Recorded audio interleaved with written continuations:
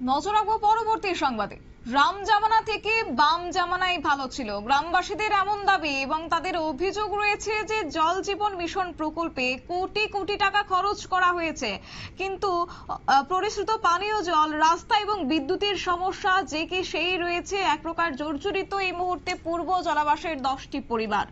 এবং জলজীবন মিশন প্রকল্পে সেই কেন্দ্রের বরাদ্দ কোটি কোটি টাকা খরচ দেখানো হচ্ছে রাজ্যে, অথচ বিভিন্ন এলাকায় বিশুদ্ধ পানীয় জলের জন্য পথে নেমে আন্দোলন করতে হচ্ছে সাধারণ জনগণকে। জানা গেছে পরিশ্রুত পানীয় জল, রান্নার জল সহ কাপড় কাচা এবং সেই সঙ্গে বিভিন্ন প্রয়োজনীয় ক্ষেত্রে পানিসাগর জলাবাসা গ্রামের বহু পরিবার এক প্রকার সংকটে ভুগছেন, তীব্র জল সংকট। যদিও সেখানে জল জীবন মিশন প্রকল্পের একটি পাম্প হাউস বসানো হয়েছে, কিন্তু সেই পাম্প হাউস বসানো হয়ে গেলেও প্রায় 1 বছরের অধিক সময় পেরিয়ে গেলেও আজ পর্যন্ত বৈদ্যুতিক সংযোগ দেওয়া হয়নি বলে অভিযোগ গ্রামবাসীর। কি রয়েছে তাদের বক্তব্য, শুনুন। লোকসভা গেল, কাজ হইব, আইলো বিধানসভা, মেম্বার, প্রধান, চেয়ারম্যান সকলের কাছেও আমরা যাই, আলোচনা করি। কালিও এক কথা এক সুর প্রত্যেকের কাছে হইব, সামনে যে কথা না বেশি দেরি হইত নাই ওই দিব গিয়া।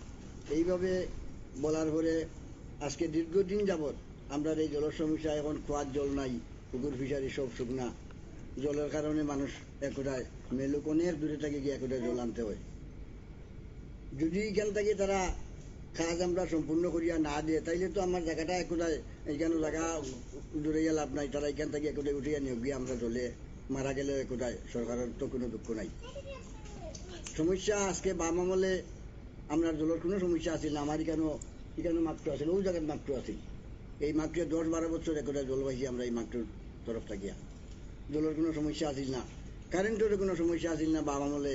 পরে লাস্টের দিকে লোডশেডিং পর্যন্ত বন্ধ করে দিয়েছিল সরকার, কোনো সমস্যা একটাই আছিল না কারেন্টের বা জলের। এই বর্তমান সরকার আবার পর থেকে এই 6-7 বছরের ভিতরে আমরা যা ভোগান্তি একটায় জনসাধারণ।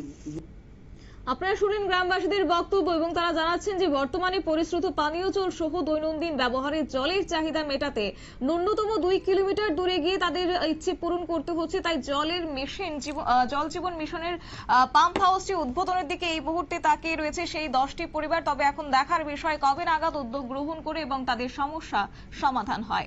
সংবাদ আপাতত এই পর্যন্তই। পরবর্তী আপডেটের জন্য চোখ রাখুন শুধুমাত্র নিউজ ভ্যানগার্ডের পর্দায়। নমস্কার।